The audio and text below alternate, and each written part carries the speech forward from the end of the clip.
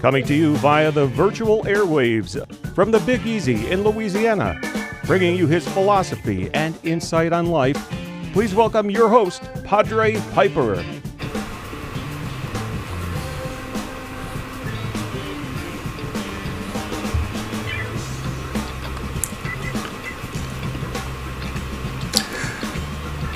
I don't know what to say.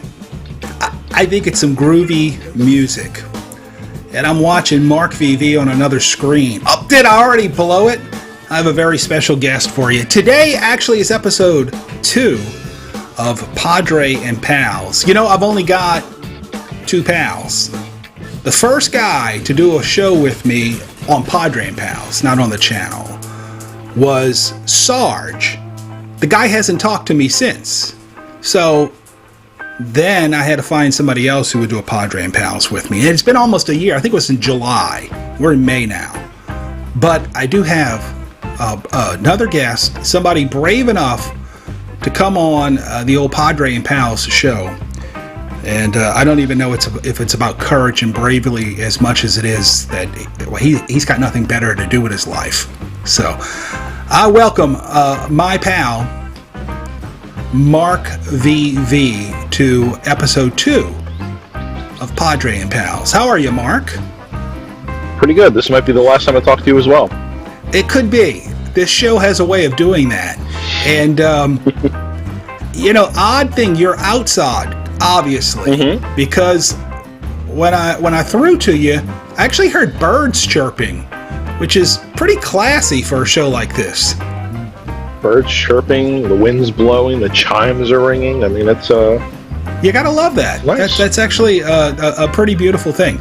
So, as the guest of episode 2, not that you've not been on my channel before, I mean, what kind of what do you call that in Hollywood? The person who gets you the gigs, like Reuben Kincaid for the Partridge Family. What was that guy's title? Fixer? I don't know. No. The I don't know what you call them. The person who gets you the your gaffer? gigs. No, I don't know. Whatever. A publicist, I guess, is the term I'm looking for. You must have a good publicist to get you on this highly rated, award-winning show. Well, I am a sought-after guest on many shows.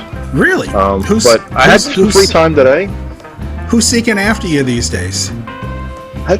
Nobody you would know. Yeah, I didn't think so. But in all seriousness, very pleased to have you along with us today. Hey, I have preloaded a Missouri Meerschaum. I see you're already into your bowl. And why don't we start off with a little house cleaning? Tell the folks Sure. what you've got going there. Well, I'm smoking a little McBaron Capstan Blue from 2018 in a Peterson Sherlock Holmes Strand Sandblast. Very nice. Very nice. And how is it? Lovely. You're also enjoying a beverage, I see? Yeah, it's a little watered down now because I put some ice in it because it's a little warm outside for, Coffee? Louisiana, so no. Whiskey. And we're going to talk a little bit more about what you're enjoying because that's kind of the nature these days of your channel. It's not just about pipes and fine cigars, but whiskey. Hence the name, Premium the Briar Bothy. Yes. We'll get to that in just a moment. Let me perhaps get to lighting up. This is a Missouri Meerschaum with a very special stem on it that was gifted to me by Kane Rod Piper one year for Christmas, and you can see it's even got Christmas colors. Yeah, I remember that one. Yeah, and I think it goes with my green fishing shirt. And I'm going to enjoy in that Missouri Meerschaum some Missouri Meerschaum American Patriot, which I think I've only had once, maybe twice before. I got to get it jarred. It's getting a little dry, but you know me, I don't mind it too dry. Is it a English or is it American? But So I think this is a Virginia with, I don't recall. I think it's a Virginia with a little hint of Latakia.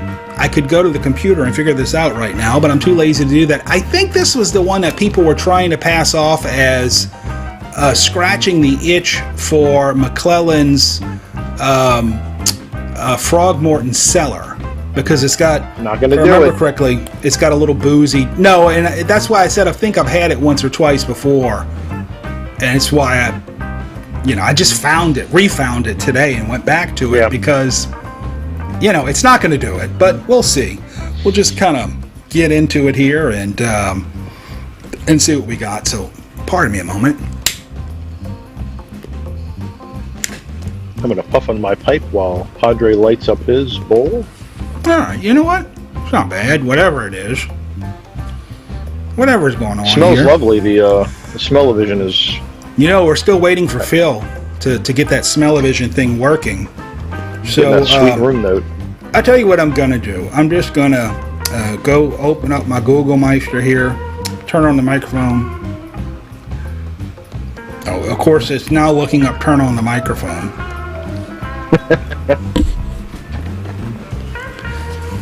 Missouri Meerschaum American Patriot Pipe Tobacco. And let's see what it actually is that we've got going on here. It asked me if I'm over 21. All right, this is a highly unusual type of blend found in a pouch.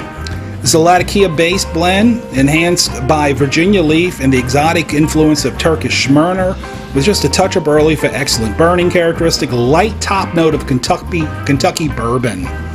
So yeah, you can see where people were saying they might want to try and scratch their itch. It gets a 3.2 overall.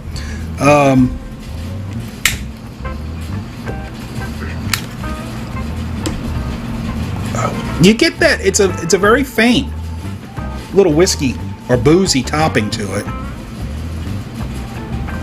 trying to remember what Frogmorton Cellar was topped with. Was it a whiskey? Or Well, was it technically, allegedly wasn't topped. It had that that cube. Oh, that's right.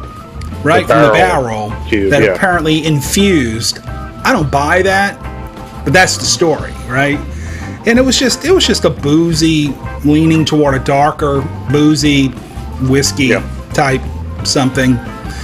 And that's the thing with sometimes infusing or topping some blends with a boozy thing, like Sir Walter Raleigh Aromatic has a boozy topping, but I can't tell you what it is. I don't know if it's supposed to be whiskey, liqueur.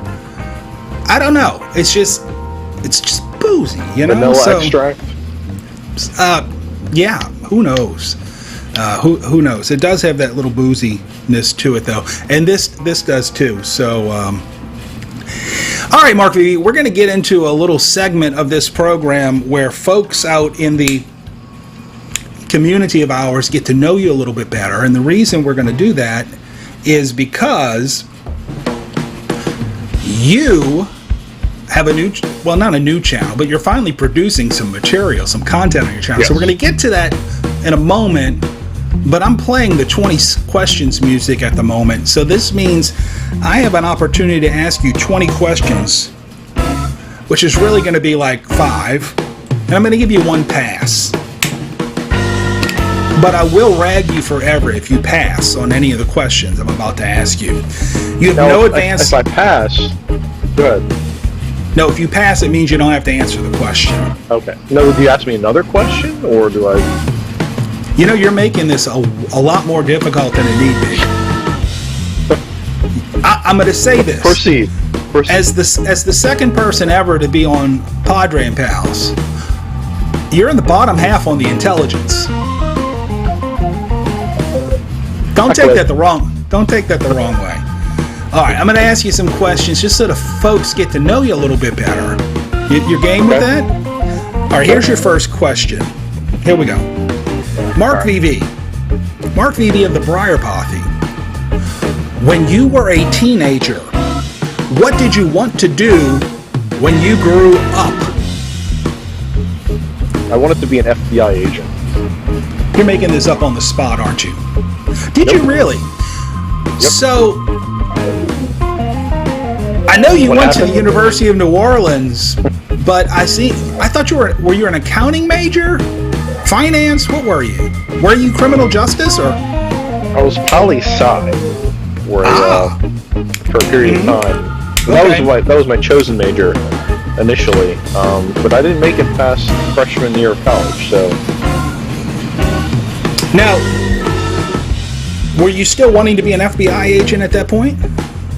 yes, Okay, and poli-sci is one of those entrees into the federal. poli-sci, criminal justice. I mean, it's all kind of it all leads. They're all inroads to the same kind of field.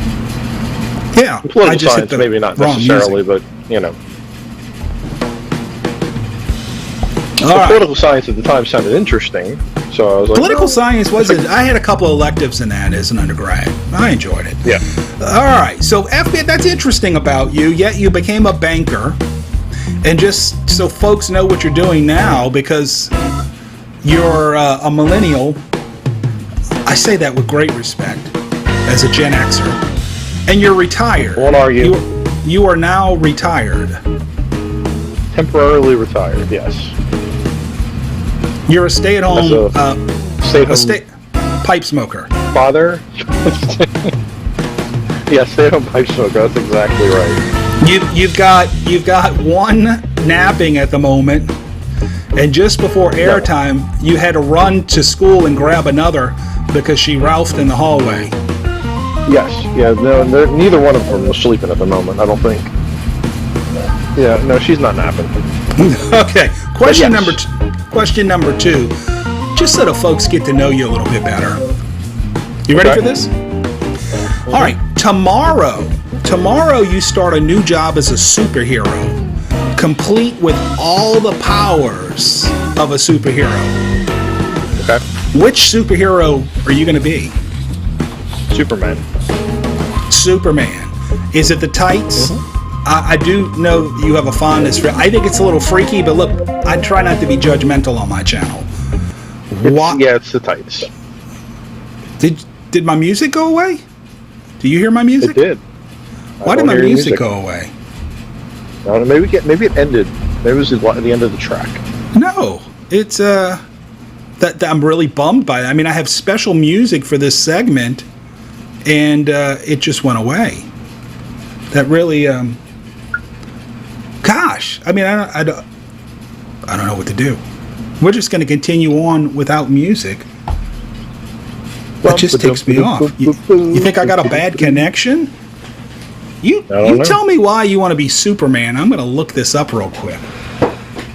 Well, he's the quintessential superhero. Flight, speed, super strength, eye lasers. I mean, it could be more American than eye lasers. Well, I'll tell you this. American Patriot by Missouri Meerschaum. I don't know what happened to my music. That just kind of ticks me off. You think if I turn the board off, and you can still hear me, right? Yes. And now that I've really turned it off, you can still hear me, and I can still hear you. Yes. Okay, I'm going to turn it back on again because I was grooving to the music. You're going to edit all this out? You know I'm too lazy to edit. I really am. I mean, like, what would be a condition under which I might edit? Perhaps if... Like, start saying the F word constantly? No, I'm too lazy even for that. I would just mark the video as inappropriate for children. Take my shorts off? Probably about the only thing that could move me to edit, like, is if at this very moment, and I'm talking to you, but I'm conducting some covert production operation. This is one of the reasons why I asked you if you would consider being the executive producer for this channel as well as for my church channel, because I'm starting to do some programs on the church channel. And you said, I really don't know what that means because, it's political science major. So, all right, about the only thing... my fee has gone up. That could, 10% more of nothing, you're doing well. About the only thing add audio input. I'm just going to talk out loud for a moment. There's the Rodecaster Pro. And I just re-added it. I don't know if it's going to work or not, Mark V.V. About the only thing that would cause me to go in here and actually do an edit would be like at this moment, since you're outside in public, somebody walked up to you, mugged you, and even if it was just a mugging, I don't think I'd edit that out. But like if it got graphic, like maybe they put a billy club to your head.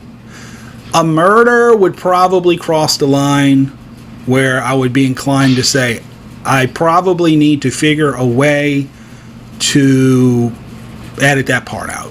Yeah.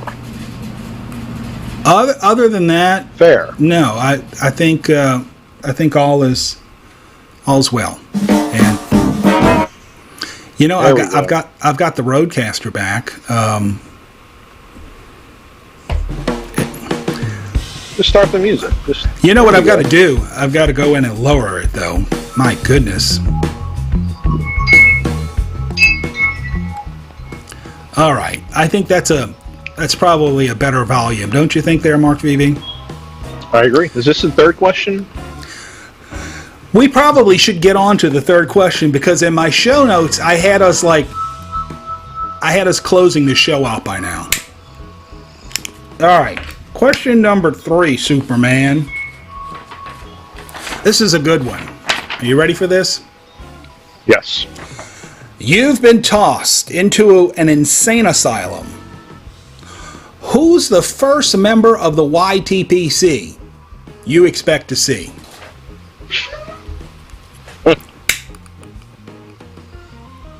Does Phil count? No. Not Phil. Well, he does. The problem is, how would you know that you saw him?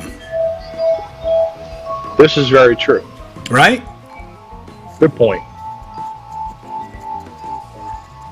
I mean, has anybody ever seen Phil? No. Let me put it this way. Have you ever seen Phil and me at the same time? Maybe I'm Phil.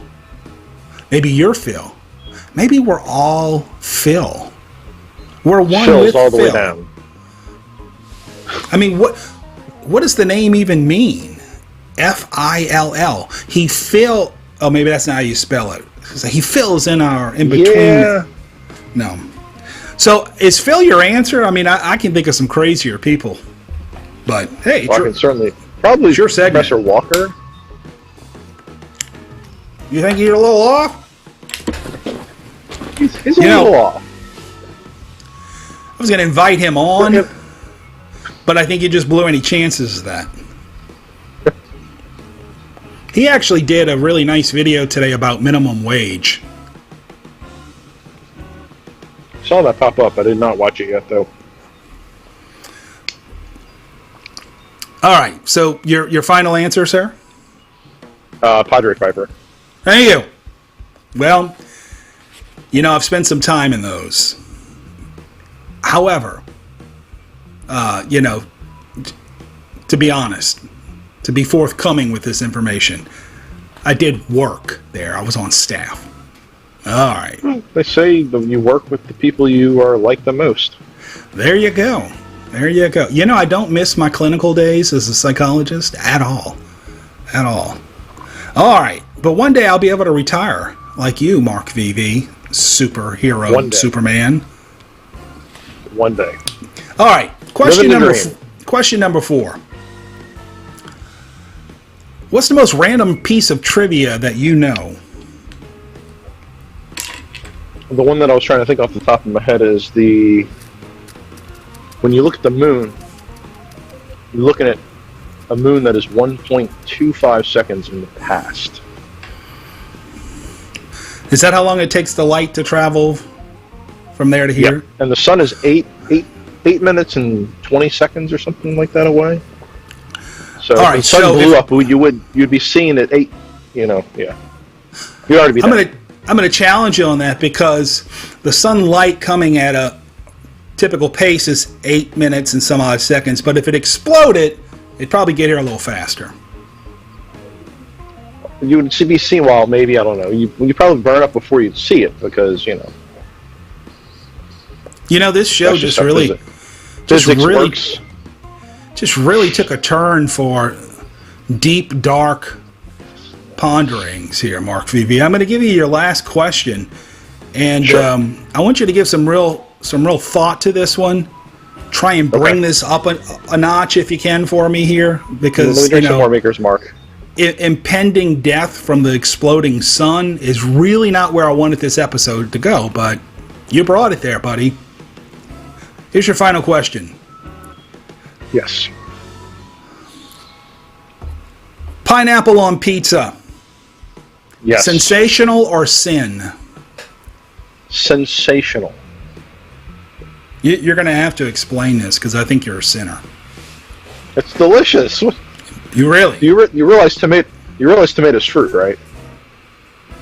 You already have fruit in your pizza, so you can't use the fruit argument for pineapple.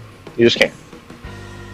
So, you know, there are a lot of fruits in the world.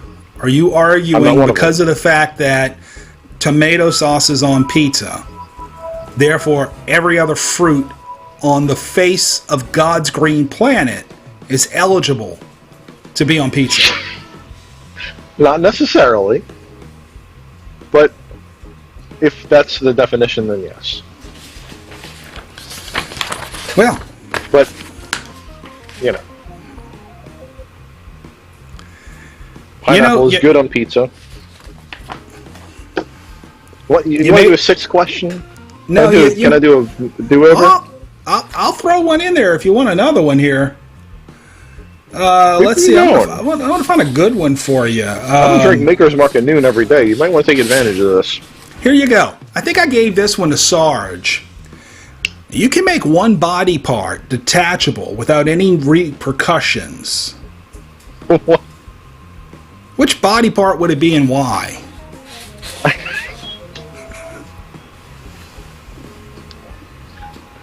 I'm gonna pass. So I gotta pass, right? What's the next question? You asked for a bonus question, and that's the one you pass on? Oh my goodness gracious! I don't know how to answer that. You know what? All right, I'll give you one more, because I don't think that was one I gave Sarge. Here's one I'm pretty sure I gave Sarge. You've been given a lifetime ban from the public library. Why?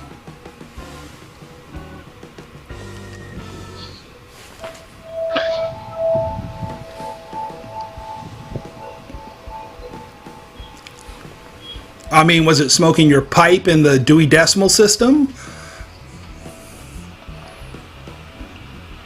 Was it renting one of those little private rooms for studying, and instead of disobeying the signs that say no food or drink allowed, which everyone disobeys anyway by bringing their coffee in, you brought in Maker's Mark? Probably something like that. So I have to come up with your answers, is what you're saying here. Pretty much. I'm too juvenile to answer these kinds of questions seriously. I mean, that's the point of the segment. This is your chance to get in touch with your inner 12-year-old boy. Let it come out. All right, Mark V.V. Yeah. I think you did good. I think you did good on these. I'm going to give you a little. That's just for you. You want to get into some real discussion here about some of the stuff that's gone on in your life. You have a channel, and it's called the Briar Bothy. The Briar Bothy. Why don't you tell us a little bit about what the Briar Bothy is all about? Because you not only take on our little hobby in the YTPC, but you add to it. You enhance it. I add a little premium whiskey on top of it. Well, premium whiskey, generally speaking, but it's I find the two hobbies have a lot in common, so it's easy to talk about both. They do, obviously. I mean, if you enjoy both. I mean, there are some people who will enjoy a pipe or cigar and not indulge in alcoholic beverages, but you recently put up a nice video about it was kind of a how-to. And I'll admit, I mean, I'm not a knowledgeable man about whiskeys, but I know a couple that I like. But it seems so basic. You put up a video about how to sip. Sipping for tasting and such. And I watched it and I'm like, some of what you said was like, well, that's very instinctual. I've found myself over the years learning to do that so as, not to get crocked, because whiskey has a different place in my life than it did 30 years ago, right? Right. But it was good. I think for some people who want to really learn how to appreciate it, it was almost a simplistic yet extremely profound and powerful video. If I could use those words about you. That's very gracious and probably undeserved. However, probably. Actually, I'm not sure if I even published that one yet, but it will have to come up really? soon since you're mentioning it. I forgot that you told me you wanted me to. Sorry about that. Then now you got to. No. Yeah, because I'm not editing. Now you have to edit all this out. I'm done. I'm too lazy to edit.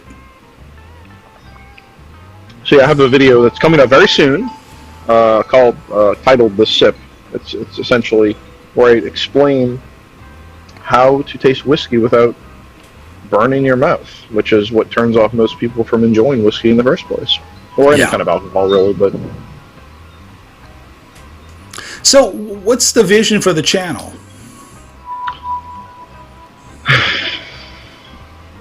That's a fluid thing, not to make a pun, but I don't know if I'm going to do reviews. I don't know if I'm going to do reviews quite yet, but the potential is there. I'm going to start off with these little 101 things that I want to do with the whiskey side of things. Not so much. There's so many tobacco videos out there, but I'd like to introduce my friends in the YTPC to the whiskey side of things. So it's going to be more of that kind of stuff, trying to get people on board with the whiskey side of things. Does that make any sense? Yeah, no, it does. But I guess I have nothing against whiskey. I mean, I'm sure I'll have whiskey again one day. I haven't. Maybe the last time I had some whiskey was Christmas. I don't remember. So, as a pipe guy, I guess my curiosity is: are you going to continue to make pipe-related videos? That's the whole point. To intersect both hobbies. Gotcha. And would every video be kind of an intersection, or would you kind of have like a dueling playlist happening? Or play three of them, where one where they intersect and one where they stand on their own, or... I'm probably going to have a few things where I talk about whiskey and not include pipe tobacco, because my I don't know if you watched, I'm sure you probably watched the Briar Bothy Commandments video that I put up. I did watch the Commandments. That was good. I don't recommend drinking and smoking at the same time, but we're adults, we can do what the hell we want. I didn't mean to give you applause there. When you said you don't recommend drinking and smoking, I was going to give you a just a little wah wah wah wah. But you don't for health reasons. Is that right? Correct. But every now and then, it's fine to enjoy both at the same time. Yeah. All right, and so you've also been sort of building, shall we say, for about 5 years now, the Bothy. The Bothy.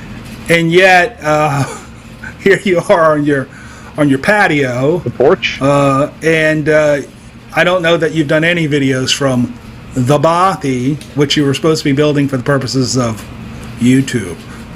Now, I ask hard questions on this show, so go ahead and reconcile that one, buddy. I think I did do one from the Bothy, but it has since become... We put some more stuff in there, so now we have to... It's an ongoing... You got to clean up again? It's an ongoing thing, yes. I have to clean up again. Yeah. So. Let me ask you this about that particular hobby of yours, the whiskey side of things.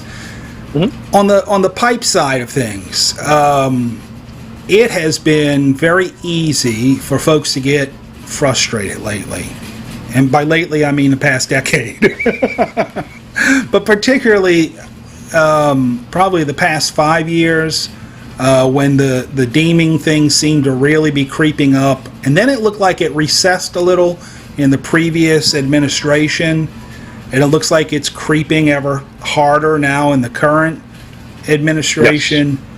And then you tie in the frustrations, not only of that, but the way you see it economically impact our hobby, including the loss of an entire brand with, I don't know, a couple of hundred different blends in the portfolio and McClellan's.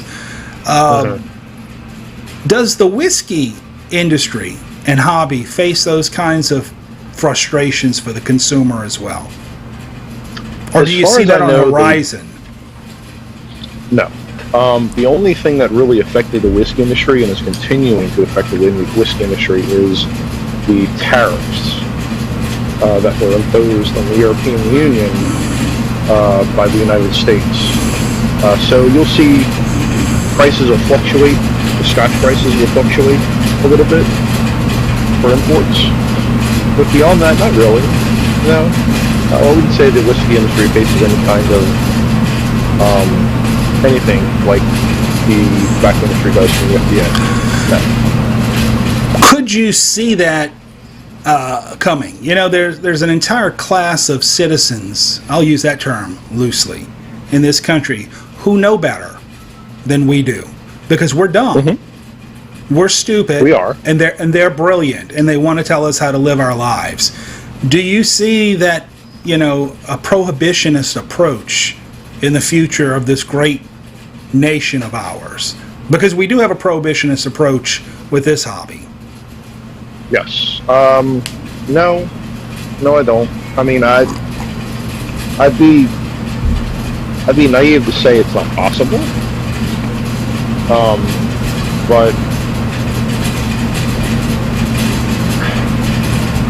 when it comes to the FDA, their primary focus is, how do we put this without being tongue-in-cheek about it, for the children? Yeah. And so we know alcohol is one of these things where it is for adults, and it's known to be for adults. So I don't necessarily see that being a problem, but never say never. But, if we sort of think about that from a socio-political perspective, tobacco is for adults as well. Do children get their hands on it? Yeah, that's possible. That happens, but that happens because of dumbassery of adults. Yes. I would suspect that the same argument could be made for the alcohol industry. When children get a hold of these products that they're not supposed to get a hold of, it's because adults have been dumbasses about this, whether at the retail level or in the household, the parents. Mm-hmm. Why do you think alcohol is treated differently than tobacco? And then to kind of add to that, and I really am just picking your brain. I'm kind of free associating here. Marijuana is another one of those. That seems to be getting a foothold where that's actually okay. No, there's no judgment if you're a pot user. But by golly, you dare smoke a pipe or a cigar, you're what's wrong with this world for the children. For the children. For the children. I mean, we've gone through prohibition once. And maybe it's a little bit of an inoculation against, the alcohol industry. They survived it or came back from it. Yeah. And I think a big thing for the alcohol industry was back in the 80s or 90s when they upped the age to 21. It used to be 18. Well, I think it was a state-by-state thing back then. Down here it was 18. I think there were some states where it was 19, some 20, some 20. I think the feds came in and pushed it across the board to 21. But I guess the viewpoint for alcohol has always been like, oh, that's an adult thing. I mean, kids try to get their hands on it, but again, like you said, it's It's an adult stupidity, dumbassery that causes the problem. That. Right. Because on paper, it's no different with tobacco products. They're not intended for children. They're not supposed to be sold to children. No, they're not. They're not supposed to let children get a hold of them. And all of this, if you think about this, the quote-unquote deeming part of this all began with attempting to get a hold of an industry that I know very little about. It has nothing to do with pipes, cigars, or even cigarettes. And it's vaping. Right? Yeah. And so you've got these streams out there that get, in my opinion, get combined unnecessarily. Pipes and cigars get combined with cigarettes, which they have very little in common. Very, very little in common to anybody who knows anything about this. Yeah, we got one and thing you get this vaping unfairly. thing. You get this vaping thing, which I don't even know enough to know that does it have anything in common with any of those, or is it its own thing? But that was the angle that the government took. Well, to be fair, the vaping industry caused most of those problems for all of us. Yeah. They marketed, and I don't want to say they marketed necessarily to kids, but there was this whole they weren't doing a whole lot to protect kids. Fun, but they weren't doing a whole lot to no, you shouldn't do that. Right. It was just it was a very cool thing to do.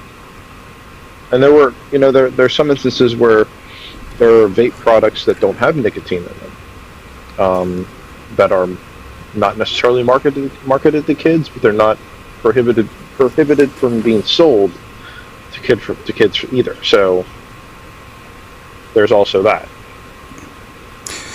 So the long story short on this, you also are going to have, as a part of your channel, reviews of vaping products.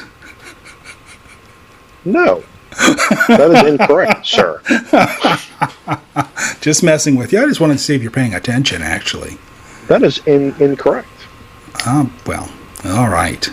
So, but speaking of this hobby of ours, how are you enjoying that? Did you say it's a Savinelli you're using there today? Peterson. Oh, Peterson. Peterson, Sherlock Holmes, yeah. Enjoying it? So far, so good. Yeah, very much so. It's a little new. It's a newer pipe, so it's smoking a little wet. There's no cake really formed in it yet, so it's smoking a little hot, a little wet. But and remind me again of what you've got in there. The territory. Remind me again of what you put in there. Okay. Capstan Blue. Yeah. There you go. Yeah. And I cannot speak to the veracity of Capstan Blue's ability to help form a cake. I mean, I guess anything can, but I know some Virginia, do that a little faster than others. Yeah. Seems the go-to for a lot of folks are the Burley blends for the break-ins, for the building of cake. I don't think there's any Burley in this. I don't. No. I don't think. I think it's. I'm pretty sure it's just. No, I'm pretty. It's a straight. That's a. I'm almost certain it's a straight Virginia. Along the Burley line, so let me pick your brain on this. Do you think we'll ever see Prince Albert and Carter Hall back on the market? If the FDA has anything to say about it, no. Well, I mean, they make it in beyond deeming because of how long they've been out there. The problem is they're currently difficult, if not impossible, to find. And I hear everything from one extreme saying it's because there was simply a disruption in workflow and stuff because of pandemic and all those things, all the way to the extreme of, oh no, it's just done. Middleton's not going to be able to do Carter Hall, and is Prince Albert a Middleton as well? I don't know. That would be my guess, but I don't know. Probably so, yeah. Not to add any fuel to this fire, but I don't know if you've noticed or not that the Lane Limited Ready Rub, which was a recreation of Edgeworth Ready Rub, another one of those kind of OTC Burleys, it's hard to find. It's making me wonder if the problem here is Burley. I think it's a combination of just could be Burley, but pandemic-related problems with the industry because of, like you said, the workforce. We're seeing the trickle-down effect, as we call it, from it lags. It lags. So we're hitting it. We're hitting a lag, for sure, from the tobacco industry production side. Now, if that picks up again, who knows? I mean, who is the overall owner? Do you know of Middleton or any of them? Is it General Cigar Company or any of the big conglomerates? Off the top of my head, I don't know, but I would suspect that if it were Scandinavian, it wouldn't be this. We wouldn't be seeing this. Right. Because it seems like Lane, that whole Scandinavian tobacco group thing, they don't have those problems. It just depends on what exactly. Yeah, it just depends on, from my perspective, at least, it depends on what the bigger conglomerate owners consider. How do I put this? How to stop the bleeding from the last year, and what's important. And I don't feel that pipe tobacco is going to make the cut with some of these companies. So you may see some things disappear because there just wasn't enough sales, I guess. That would be hard to buy on something like Prince Albert or Carter Hall. Yeah. Just because they're such staples that even guys who don't like them keeps them on hand, But we're a niche industry. You always remember that. That is true. We're tiny amongst tiny. According to TobaccoReviews.com, Middleton, is the maker of Prince Albert. Middleton is Middleton. I'm assuming they are their own. It's not like Lane is part of the Scandinavian group. Am I wrong about that?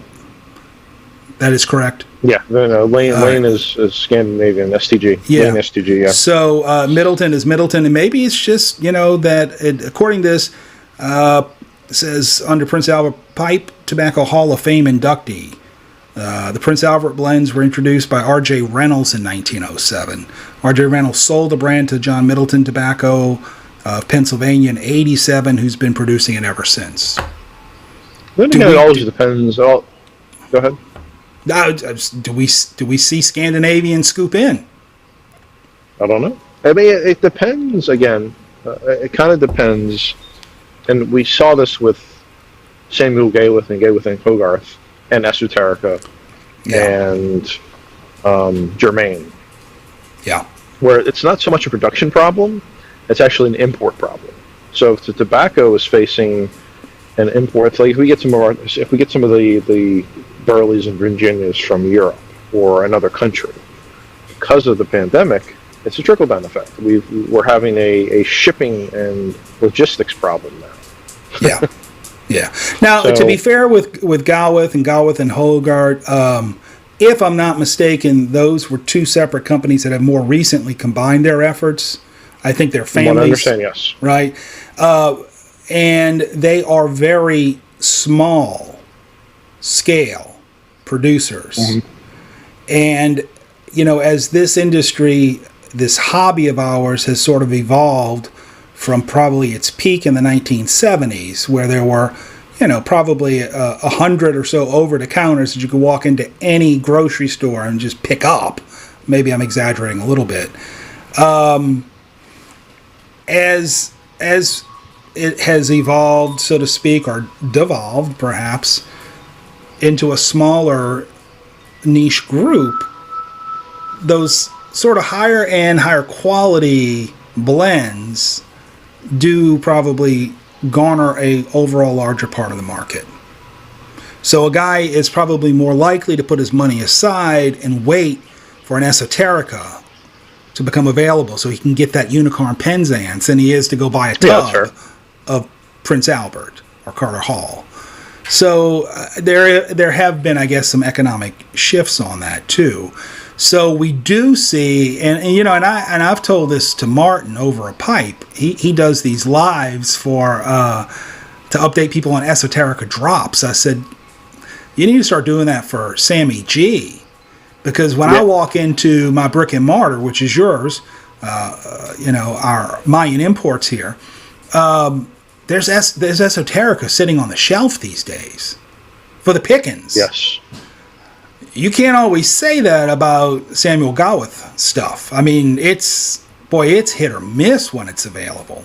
Then there was the rumor that Gawith had some run-ins with the whole new deeming thing and hadn't updated their paperwork with the government. And again, is that true? Don't know. I don't know the answers. Anybody's guess. That's the thing about this industry. And then listen, there's the cynical side of me. I bet you didn't know I had one. That says a lot of this is never would have guessed. A lot of this is simply brands attempting to manipulate consumers. I'm not gonna mention any names, but how many small batch releases can one company have? And what holiday is next? How many of the small? Because I know you've chased them, I've chased them, and there's a couple of good ones. But how many of them have been disappointments? How many of them have been disappointments? Right? Quite a few, probably. Yeah. Yeah. So and maybe that is the only way a brand can really entrench itself, dig in, and take advantage these days. Traditional marketing. It's not like you can go on TV and run an ad. So maybe you gotta create some buzz about something that is only a limited amount is available, and you got to get it while the getting's good. I gotta wonder if okay, so on our side of the pond, we see a difficulty of getting, esoteric and germain, same with Gayworth and Hogarth tobacco specifically. Does Europe have an issue getting, like, Cornell and Deal? So I think they do have an issue getting some of the stuff that we get. Whether it's C&D's on that, I don't know. A good guy who could let us in, maybe I need to get him on the show, is Lester on Red Coast Renaissance. Because he's made reference to some of this stuff before, and he gets some stuff that we can't get here. In fact, the other day I found myself on YouTube. The dog has just entered the studio, the Swamp Dingo, and I found myself watching some videos on Condor. Well, you can't get Condor here. If you can, I don't know where. I've not been able to get my hands on any. And it's often, the reason I was curious about it is because the past year or so, I have found myself really taking a liking to St Bruno. And Condor is one of those ones that's often sort of compared to that. So I thought, well, this would be nice. I'd like to do these side by side. And again, my understanding on those two blends are those are kind of the European OTCs of past. You can walk into any, chemist or pharmacy, and you can pick up a pouch of Condor or St Bruno. I don't know. I don't think you could get St Bruno here 5 years ago. Maybe you could. I don't know.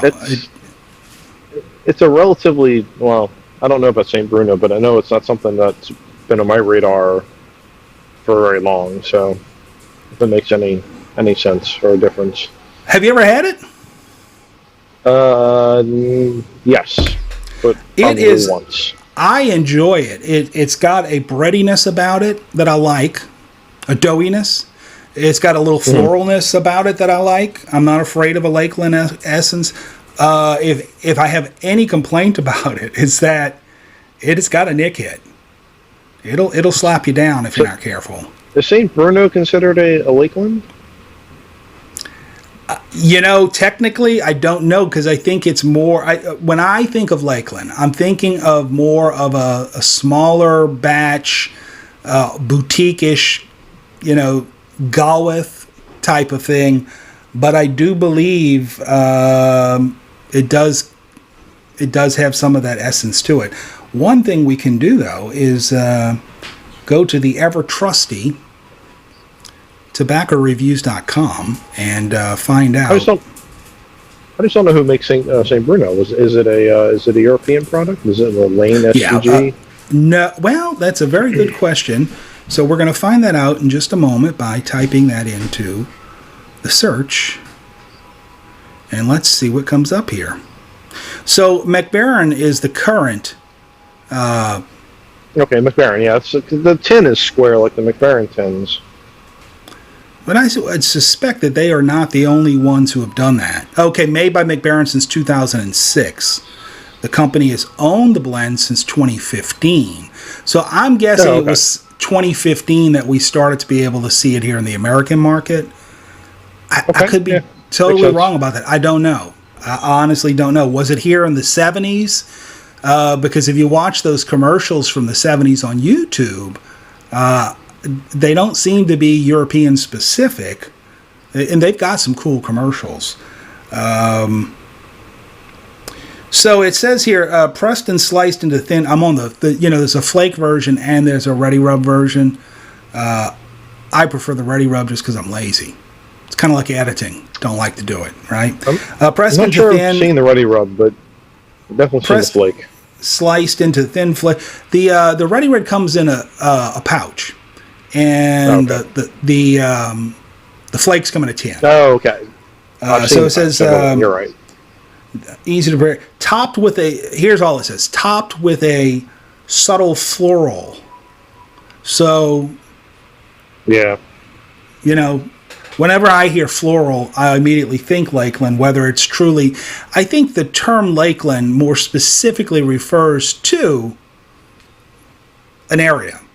A Lakeland area, is that not correct? That like Samuel Galwith kind of produces in and is responsible for kind of, I don't know. Again, I'm speaking well beyond my pay grade here. I just know what I enjoy. I don't know the history of all this stuff. I'm not that smart. Are you? Either. Okay. Under flavorings, it says floral essences, fruit / citrus. So, I don't know. I've always thought Lakeland was something that had to do with the water, but I don't really know. The water. Yeah, and that might be why I'm thinking of that geographic kind of assignment to Lakelands. I don't know. Well, Mark V.V., as we are approaching, we're coming up in. We're over 50 minutes here. We're probably going to need to bring this down we're going to bring this to a close at some point. I have thoroughly enjoyed having a chat and a bowl with you this day. I'm very impressed at your ability to be able to answer some simple questions. I won't hold that against you. I will rag you for it. I aim to please and impress. Well, let me give you this opportunity to kind of, once again, let the viewers know about your channel and what they can expect out of the Briar Bothy. Well, I'll be uploading a 101 video about the sip very soon, which I think is a very important step in your whiskey journey. But immediately following that, I will do a pipe tobacco video for sure. So, and do you know what that's going to be about? Not currently. You have no clue what your pipe tobacco video is going to be about. Nope. I like the way you do plan it. Well, that's fine. You're afraid that I might steal the idea and just get it out ahead of you. Very much so. I could understand that. Because I'm so lazy about this that I can't do my own show prep. I'm amazed when I hear guys in the YTPC talk about show prep. Like, some guys really put a lot of effort into it. I freely admit my channel sucks. I don't have a problem with people saying that. I don't even have a problem with the the little thumbs downsies. Thumbs down guys? I don't even look at that. So, if you think my channel sucks, here's the deal. I'm impressed and honored that you've watched it to come to that decision, or that you haven't watched it, and I've got free rent in your head anyway. So I don't care. I really very true. I really don't care. So you and I did a whole lot of show prep for this. Whole lot. That was just a tad of sarcasm. And I'm not knocking. I'm not knocking guys who do. I mean, there's some. Have you ever watched the channel Old Hollywood Briar? No. This guy makes like these videos that probably need to be nominated for some kind of like, Emmy or something. The Emmy? I don't know.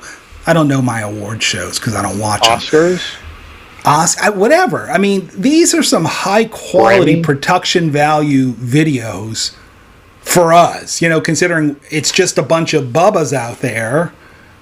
Right. Who I'm smoking a $10 pipe today with a stem that's worth 10 times the value of the pipe that was gifted to me. So my point is, this guy does some high quality production. I don't know who he is. I'm impressed. I'm guessing he was probably a film major in college or something. He just does some fantastic work. But anyway, obviously a lot of show prep going on there, so I'm not knocking it. I'm impressed by it. Just not the flavor of my channel, that's for sure. I'm always impressed by these guys that do put in that kind of effort when our viewership, generally speaking, is not like who's the most popular pipe presenter that you can think of? I mean, our good friend Bradley, maybe? Probably Stuff and Things. I mean, what's his name? Mutton Chop, who is bigger in absentia than he was in presence when he had a channel. But we're talking about people that probably have, Mutton Chop, I think he had a couple thousand subscribers. Mutton Chop's probably in excess of 5,000. I mean, he's got a lot. Yeah. I don't know. Bradley, I'm sure, has got people. At least I think he's got in the tens of thousands. Right, and he does other things besides if I recall. Yeah. But it always impresses me when you find these presenters that put so much effort, and it's truly an awesome thing. I love seeing them. But they probably only have like 3,000-4,000 subscribers, and they put out these videos that are just like so well produced. Like, wow. No, I mean it's an extension of their hobby, not unlike the description of your love for whiskey, it being an extension of the pipe hobby and such. And so for some people, it comes into the video production side of things. That's an extension of their hobby and sharing the love of their hobby, combining two hobbies perhaps even. So I think it's wonderful, and I think that's one of the beautiful things about the YTPC is there's a full range spectrum of guys and gals out there who do a full range spectrum of work with their videos, and some of it is poorly produced and some of the best videos I've ever seen though. I've seen some highly produced stuff that's crap. So it's very true. Very true. Well, listen, that background music that is playing at the moment is the music designed to get us out of this here. So I'm going to go ahead and thank you for being a guest on Padre and Pals. Actually, episode 2. It's only been like 10 months since the first one, and should I do this more next frequently? Year there'll be a third? There might be. I probably should invite some more people onto the show because it's much more enjoyable to do this with someone else, have a little fun with them. But, either way, it's what? Either way, it's. I was just going to say that either way, my channel is still very much a YTPC channel. It's just I want to incorporate some other things. Does it make any sense? No, that makes perfect sense, and I think it's a way to also expand your viewership in some ways. I'll tell you, I am less likely to subscribe to a dual channel, to somebody who does the pipe hobby and knitting. Pipes and needles. I don't know if there is a pipes and needles out there. I'm less likely to do that. Or if I do subscribe, then to hit the little bell to get all the notifications, because I don't really care what you think about knitting. I want to hear you talk, even if you're not talking about this hobby. If you got a pipe in your mouth, I'm probably going to just enjoy the video a little bit more. So I'm a little bit less. But, the flip of that is, I think you're also getting a piece of the pie. There's a lot of folks who enjoy a pipe along with scotch or whiskey or whatever. And so that's wonderful. There's a channel out there, Pipes and Teas. I like it, actually. So I'm not willing to cross somebody off the list if it's a dual content channel. So how can people find you on YouTube? If they search the Briar Bothy, I'm assuming you come up? I believe the Briar Bothy it should come up, yep. And as far as I know. And if they do a search for Mark V.V, I'm assuming that would also bring up something on your channel too. That's got to be in some way co-branded. Potentially, I don't know if I've ever actually searched that specific term myself, but I would imagine so. So best thing they can do is type in the Briar Bothy, BRIAR, yep, BOTHY, and they're going to find you. All right. Well, let's get ready to shut this thing down. I thank you again for being a part of Padre and Pals, Mr. Mark V.V. And to the viewers, I thank you for watching this long. And if you don't mind me asking, why? Why? Do you not have a life? I mean, what is that all about?